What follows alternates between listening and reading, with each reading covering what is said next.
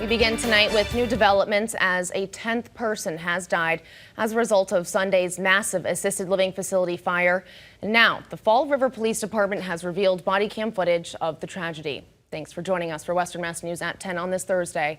I'm Amanda Martin Ryan. Western Mass News reporter Tyler Baraldi joins us in studio, live in studio, with more on what that video shows. Tyler? Amanda, the fire began on the second floor of the Gabriel house before erupting into a blaze that claimed a 10th victim late last night, while another is still in critical condition.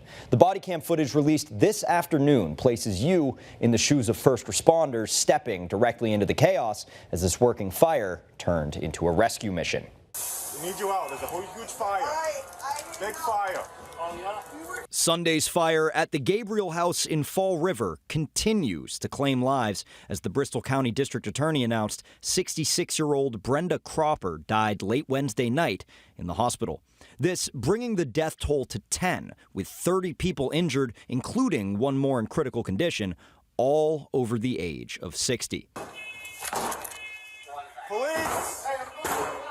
Body cam footage showing crews breaking down doors, smashing windows, and navigating through heavy smoke in search of residents, some of them having to hang from windows and scream for help just to be located. Those residents, often already in need of day-to-day physical assistance, now trapped in a situation where minutes could be the difference between life or death. It was on these first responders to bring them to safety by any means necessary, from holding shaky hands. Hold on to me in the railing, okay?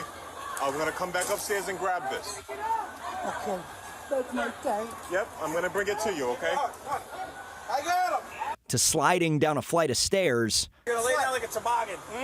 Be like the old days in Kennedy Park, my man. Woo. To being physically carried, whether from ladders or from steps. We got one more on the third. All this with personal health a second thought. The cause of the fire remains under investigation at this time, but it's not believed to be anything suspicious. Reporting in studio, Tyler Baraldi, Western Mass News.